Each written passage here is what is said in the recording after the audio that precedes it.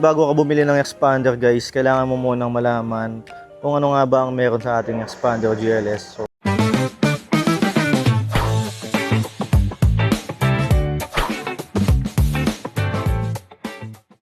So si expander natin guys is 1.5 liter Maybach gasoline engine.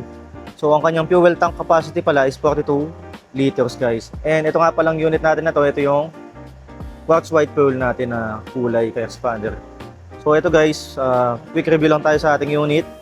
So ayun guys, meron pa din siyang daytime running light na LED.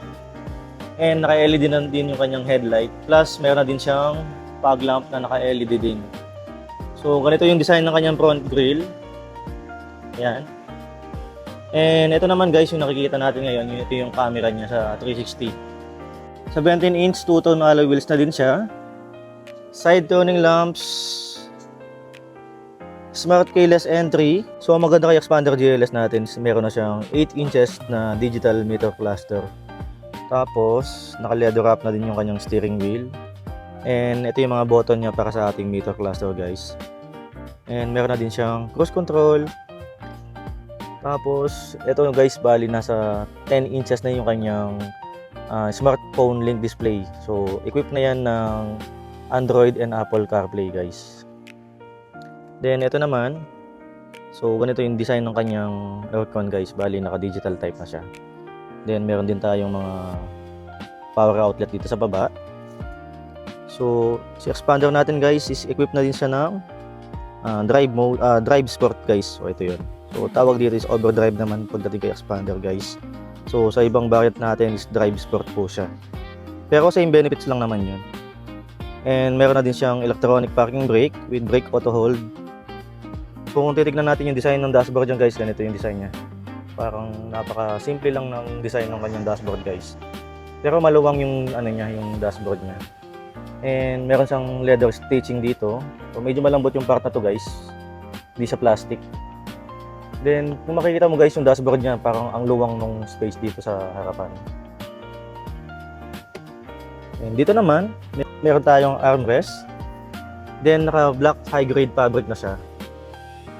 Then meron tayong lalagyan dito ng bottle cap holder guys sa gitna. Tapos so dito sa side natin, dito rin sa mismong driver side natin guys, meron siyang lalagyan ng mga bottle cap holder dito. So ganun pa din, meron pa din siyang mga leather wrap soft pads dito.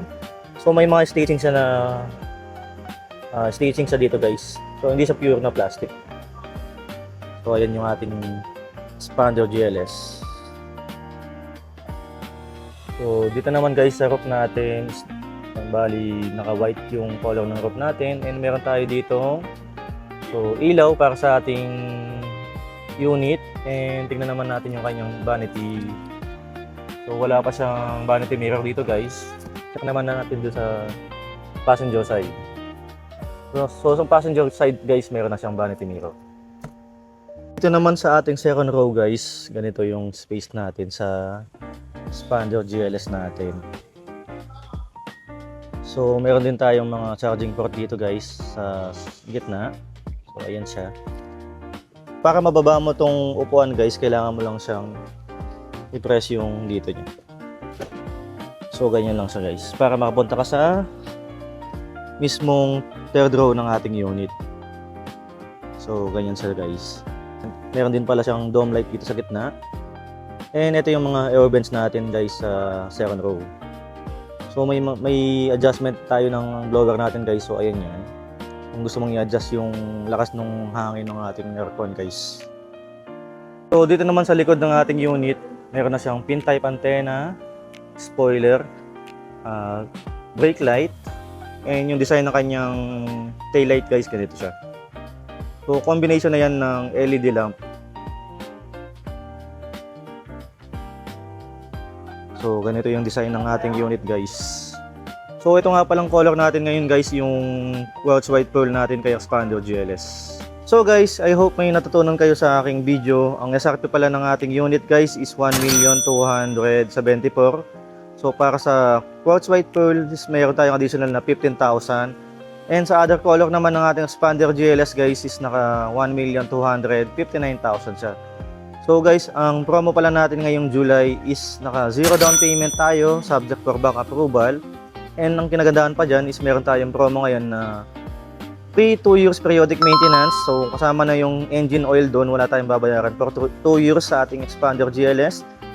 At meron pa tayong marireceive na 40,000 Shell fuel once na nag-avail po tayo ngayong month of July. So kung nagbabalak kang kumuha guys, ito yung aking contact number, 0951-473-4311.